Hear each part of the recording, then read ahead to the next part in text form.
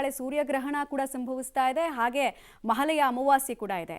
ಹೀಗಾಗಿ ಈ ಶ್ರಾದ್ದ ಕಾರ್ಯ ಮಾಡಬೇಕಾ ಬೇಡವಾ ಅನ್ನೋ ಪ್ರಶ್ನೆಯನ್ನ ಮುನ್ನೆಲೆಯಲ್ಲಿ ಇಟ್ಕೊಂಡು ಉಳಿದಂತೆ ಬೇರೆ ಬೇರೆ ಪ್ರಶ್ನೆಗಳನ್ನ ಕೂಡ ಕೇಳೋ ಪ್ರಯತ್ನವನ್ನು ಮಾಡ್ತಾ ಇದ್ದೀನಿ, ಉತ್ತರ ಬಯಸ್ತಾ ಇದ್ದೀನಿ.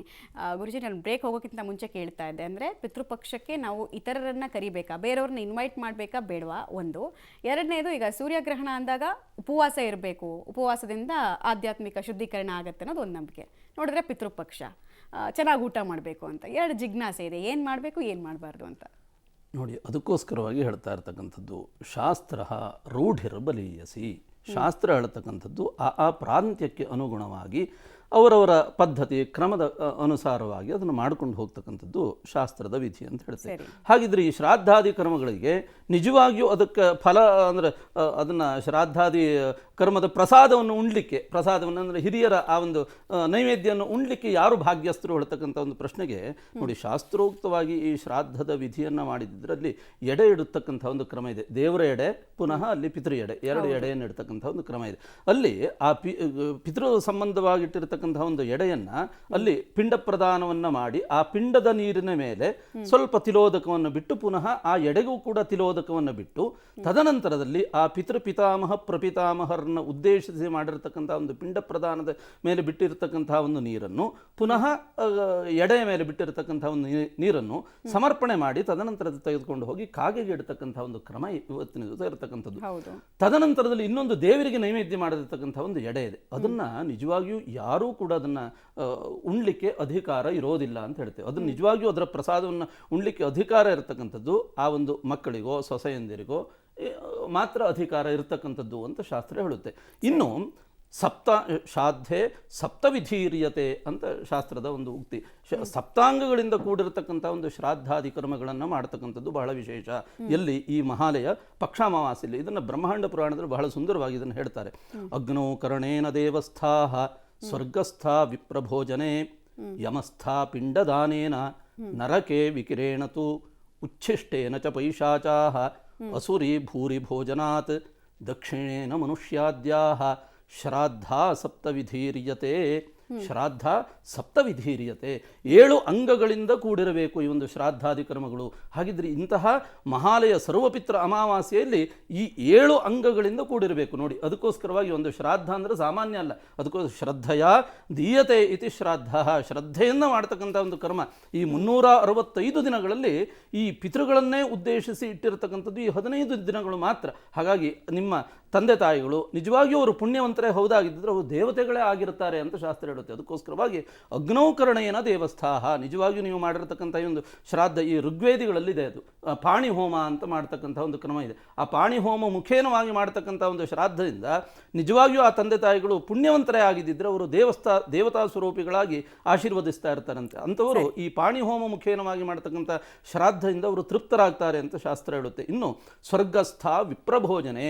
ನೋಡಿ, ಸ್ವರ್ಗಸ್ಥ ವಿಪ್ರಭೋಜನೆ ಅಂತಂದ್ರೆ ಅರ್ಥ ಏನು? ಈ ಶ್ರಾದ್ದಾದಿ ಕರ್ಮಗಳನ್ನು ಮಾಡಿದಾಗ ಈ ಶ್ರಾದ್ದವನ್ನು ಉಣ್ಣತಕ್ಕಂಥ ಒಂದು ಬ್ರಾಹ್ಮಣರು ಎಲ್ಲರೂ ಊಟ ಮಾಡೋದಿಲ್ಲ, ಶ್ರಾದ್ದದ ಊಟವನ್ನು ಎಲ್ಲರೂ ಮಾಡೋದಿಲ್ಲ ಅಂತ ಹೇಳ್ತೇವೆ. ಹಾಗಾಗಿ ಕೆಲವರು ಆ ಶ್ರಾದ್ದ ಭೋಜನವನ್ನು ಮಾಡ್ತಕ್ಕಂಥ ಸಂದರ್ಭದಲ್ಲಿ ಭೂರಿ ಭೋಜನಾದಿಗಳನ್ನು ಮಾಡಬೇಕು ಅಂತ ಹೇಳ್ತೇವೆ. ಭೂರಿ ಭೋಜನವನ್ನು ಮಾಡ್ತಕ್ಕಂಥ ಬ್ರಾಹ್ಮಣರನ್ನು ಕರೆದು ಅವರಿಗೆ ಅನ್ನ ಸಂತರ್ಪಣೆಯನ್ನು ಮಾಡಿ ಪ್ರಾರ್ಥನೆಯನ್ನು ಮಾಡಿದಾಗ ಅವರೇನಾದರೂ ಸ್ವರ್ಗಸ್ಥರಾಗಿದ್ದರೆ ಅದರಿಂದ ತೃಪ್ತರಾಗ್ತಾರೆ. ಇನ್ನು ಯಮಸ್ಥ ಪಿಂಡದಾನೇನ, ಉದಾಹರಣೆಗೆ ಅವರು ಪಾಪಕರ್ಮಗಳನ್ನು ಮಾಡಿದ್ದು ಅವರು ಯಮಲೋಕವನ್ನು ಸೇರಿದ್ದಿದ್ದರೆ ಅವರು ಪಿಂಡ ಪ್ರದಾನಾದಿಗಳನ್ನು ಮಾಡಿ ಶ್ರಾದ್ದಾದಿ ಕರ್ಮಗಳನ್ನು ಮಾಡ್ತಕ್ಕಂಥದ್ರಿಂದ ಅವರು ತೃಪ್ತರಾಗ್ತಾರೆ.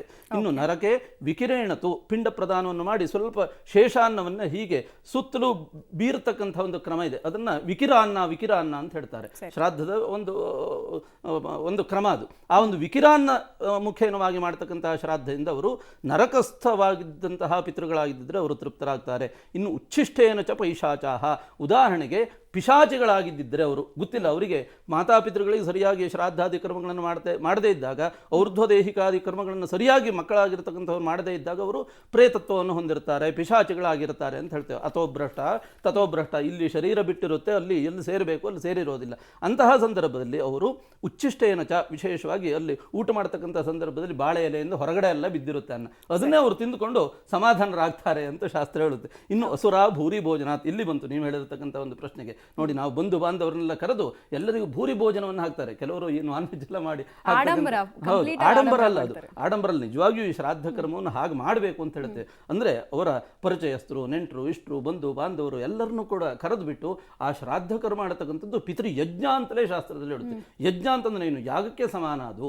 ಹಾಗಾಗಿ ಭೂರಿ ಭೋಜನಾದಿಗಳನ್ನು ಹಾಕಿ ಅವರೆಲ್ಲ ತೃಪ್ತಿಗೊಂಡು ಆಶೀರ್ವಾದ ಮಾಡಬೇಕು, ಅಥವಾ ಅವ್ರನ್ನ ಆ ಸಂದರ್ಭದಲ್ಲಿ ಸ್ಮರಿಸಬೇಕು, ಅವರ ಒಂದು ಪ್ರಸಾದವನ್ನು ಸ್ವೀಕಾರ ಮಾಡಬೇಕು ಅಂತ ಹೇಳ್ತಾರೆ. ಅಂತಹ ಸಂದರ್ಭದಲ್ಲಿ ಅಸುರ ಆಸುರೀತ್ವವನ್ನು ಹೊಂದಿದ್ರೆ, ರಾಕ್ಷಸೀತ್ವವನ್ನು ಹೊಂದಿದ್ರೆ ಅವರು ತೃಪ್ತರಾಗ್ತಾರೆ. ಇನ್ನು ದಕ್ಷಿಣೇನ ಮನುಷ್ಯಾದ್ಯಾಹ, ನೋಡಿ ಅದಕ್ಕೋಸ್ಕರ ಶ್ರಾದ್ದ ಮಾಡಿದಂತಹ ಸಂದರ್ಭದಲ್ಲಿ ಬ್ರಾಹ್ಮಣರಿಗೆಲ್ಲ ದಕ್ಷಿಣೆ ಕೊಡ್ತಕ್ಕಂತಹ ಕ್ರಮ ಇದೆ, ಇವತ್ತಿಗೂ ಇದೆ ಅದು. ಹಾಗಾಗಿ ಆ ಒಂದು ಕ್ರಮದಿಂದ ದಕ್ಷಿಣೆ ಇತ್ಯಾದಿಗಳನ್ನು ಕೊಡ್ತಕ್ಕಂಥದ್ರಿಂದ ಅವರು ಮನುಷ್ಯರಾಗಿದ್ದರೆ, ಪುನಃ ಇನ್ನೊಂದು ಜನ್ಮವನ್ನು ತಾಳಿ ಇನ್ನೊಂದು ಯೋನಿಯಲ್ಲಿ ಹುಟ್ಟಿ ಅವರು ಜನ್ಮವನ್ನು ತಾಳಿದಿದ್ದರೂ ಕೂಡ ಅಂತಹ ಪಿತೃಗಳು ಕೂಡ ತೃಪ್ತರಾಗ್ತಾರೆ. ಹಾಗಾಗಿ ಈ 7 ಅಂಗಗಳಿಂದ ಕೂಡಲ್ಪಟ್ಟಂತಹ ಶ್ರಾದ್ದಾದಿ ಕರ್ಮವನ್ನು ಮಾಡ್ತಕ್ಕಂಥದ್ದು. ಪುನಃ ಇಲ್ಲಿಯೇ ಬರ್ತಾನೆ, ನಾಳೆ ನೀವು ಹೇಳಿದ್ರು ಹಾಗೆ ಅಮಾವಾಸ್ಯೆಯ ಗ್ರಹಣ ಇದೆ ಅಂತ ಭಯಪಡ್ತಕ್ಕಂಥದ್ದು ಬೇಡ.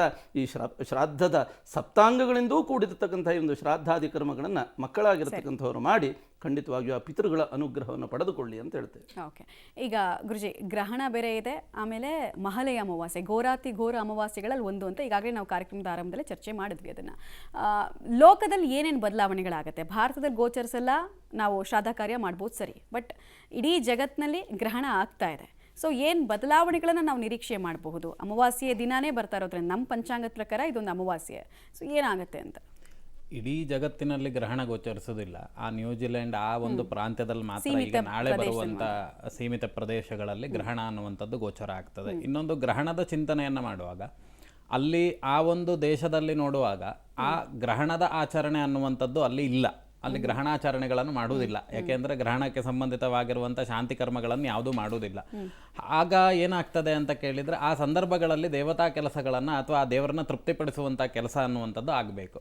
ಇಲ್ಲ ಅಂದ ಪಕ್ಷದಲ್ಲಿ ನೋಡುವಾಗ ಅಲ್ಲಿ ಒಂದು ಈ ಸ್ವಯಂಕೃತವಾಗಿರ್ತಕ್ಕಂತಹ ಅಪರಾಧಗಳು ರಾಹುವಿನಿಂದ ಚಿಂತನೆ ಮಾಡುವಾಗ ಮೋಹಕ್ಕೆ ಕಾರಣ ಅಂತೇಳಿ ಈ ಸ್ವಯಂಕೃತ ಅವರೇ ಮಾಡಿದಂಥ ತಪ್ಪುಗಳು ಜನರ ಎದುರುಗಡೆ ಬಂದು ಅದರಿಂದ ಏನಾದರೂ ತೊಂದರೆಗಳು ಉಂಟಾಗುವಂಥದ್ದು, ಜನದಂಗೆ ಹೇಳುವಂಥದ್ದು. ಮತ್ತು ಇನ್ನೊಂದು ದೃಷ್ಟಿಕೋನದಲ್ಲಿ ನೋಡಿದಾಗ ಈ ನೀರಿನಿಂದ ಉಂಟಾಗುವಂತಹ ಆಗಂತುಕವಾಗಿರ್ತಕ್ಕಂಥ ರೋಗಗಳಾಗಿರಬಹುದು, ಅಥವಾ ನೀರಿನಿಂದ ಅತಿವೃಷ್ಟಿಗಳಾಗುವಂಥದ್ದಾಗಿರ್ಬೋದು. ಈ ಎಲ್ಲ ಚಿಂತನೆಗಳನ್ನು ಮಾಡಬಹುದು. ಈ ಹಿಂದೆ ಆದಂಥ ಗ್ರಹಣದಲ್ಲೂ ಅದೇ ರೀತಿಯಾಗಿರ್ತಕ್ಕಂಥ ಛಾಯೆಗಳಿದ್ದಂಥ ಕಾರಣದಿಂದ ಹಿಂದೆ ಎಲ್ಲ ಕೆಲವೊಂದೆಲ್ಲ ವಿಮರ್ಶೆ ನಾವು ಮಾಡಿದ್ವಿ. ಹಾಗಾಗಿ ಅಲ್ಲೂ ಸಮೇತ ಏನು ಹೇಳ್ತದೆ ಅಂತ ಕೇಳಿದ್ರೆ ಈ ನೀರಿನಿಂದ ಆಗುವಂಥ ಸಮಸ್ಯೆಗಳೇ ಹೆಚ್ಚಾಗುವಂಥದ್ದು, ಮತ್ತೆ ಸ್ವಯಂಕೃತ ಅಪರಾಧಗಳು ಇಂದ ಮಾನಸಿಕ ವಿಕೋಪಗಳು ಅನ್ನುವಂಥದ್ದು ಹೋಗ್ತದೆ.